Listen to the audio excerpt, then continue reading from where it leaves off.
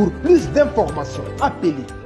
Cela fait pratiquement une année que le défunt président maréchal Idriss Déby Itno est mort.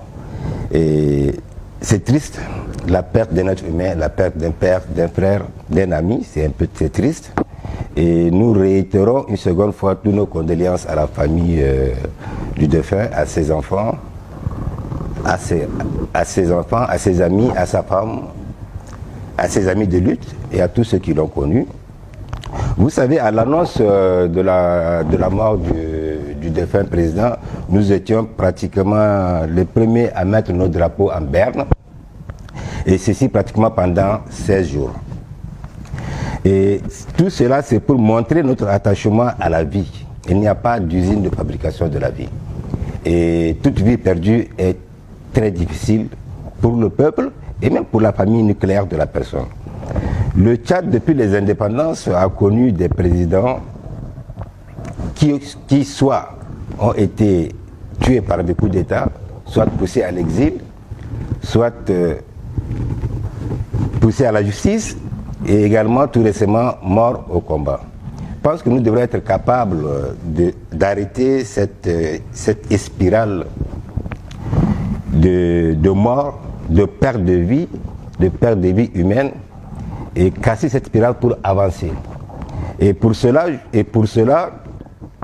aujourd'hui, avec une année du décès du président général maréchal Idriss Déby Itno, nous saisissons l'occasion pour qu'enfin le Tchad puisse avancer vers l'avant, pour qu'enfin nous puissions nous tourner vers l'avenir, pour qu'enfin la politique ne soit pas une méthodologie où quand on vient en politique, il faut absolument, soit on se bat pour cela, soit on doit la conserver absolument, ou soit on doit mourir pour cela.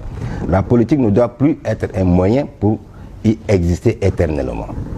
Nous devrions valoriser, créer un système fort, créer des institutions fortes qui pourront permettre à ce que les hommes politiques, les futurs dirigeants puissent appliquer leur bilan, puissent appliquer leur projet social et par la suite aller s'occuper d'autres choses à la fin de leur mandat. C'est de cela qu'il s'agit. Il faut vraiment que nous nous tournions vers l'avenir tout en nous référant au passé. Et s'il faudrait parler également du bilan en tant que tel de l'héritage Déby, je pense que pendant les 30 années qui ont été en cours, comme tous les autres présidents, il y a eu des côtés négatifs comme des côtés positifs. Et nous devions en même temps pouvoir être capables de prendre le côté positif, mais également le côté négatif. Mais le plus important pour cet héritage, c'est que nous devons être capables, cette génération doit être capable de pouvoir permettre à ce que cette transition soit une transition juste, de sincérité, de bonne foi et de vérité. Qu'on puisse enfin arriver à un dialogue national inclusif et souverain, qu'on puisse mettre sur pied des institutions fortes pour la République et qu'on puisse arriver enfin à des élections démocratiques, réellement démocratiques, justes, et que le peuple puisse enfin choisir ses dirigeants.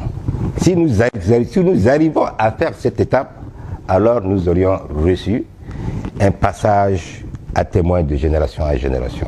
Dans le cas échéant, si nous ratons cela, nous entrerons encore cette nouvelle génération dans une phase de spirale et de répétition, et cette génération ne sera qu'une page de l'histoire comme tous les autres auparavant. Merci.